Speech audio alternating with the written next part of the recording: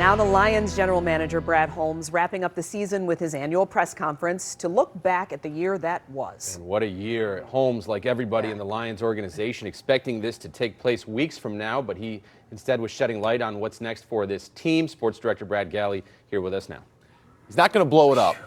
There are going to be changes, but he said the boring answer is they're going to get back to work, but that's what's made them the team and organization that they are. Brad Holmes believes in what the Lions have built, and he said losing coordinators is tough. But with Dan Campbell leading the way, he's confident as ever. Falling in the divisional round, well, that stings, and Holmes reflected first on the loss to the Commanders, and then the way it abruptly ended their 15-2 season.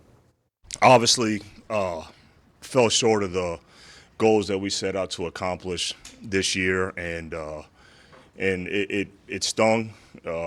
It's humbling, but won't allow it to discredit all the positives that we were able to accomplish as well this season. Dan did a phenomenal job having the team prepared.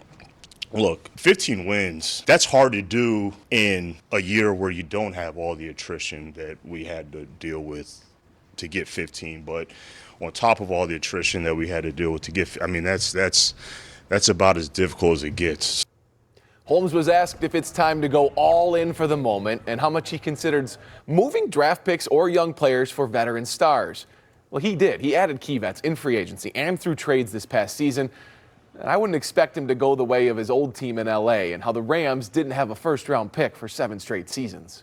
It's probably relative to what you would say, is there a window, or is there a window that you need to stay in? And I think that we've done a good job doing our best we can to avoid windows. We feel so good about our young core and young nucleus of players, and we feel really good about our quarterback and how he's playing, and him having let's call it an MVP caliber season this year. So I just think that all the pieces are in place, that I don't really feel walls closing in or a window. And again, we kind of make an effort to avoid those kind of things.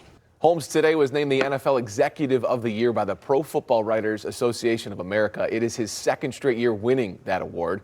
And the league announced finalists for awards to be announced at NFL Honors. Dan Campbell is a finalist for NFL Coach of the Year. Jared Goff is a finalist for MVP.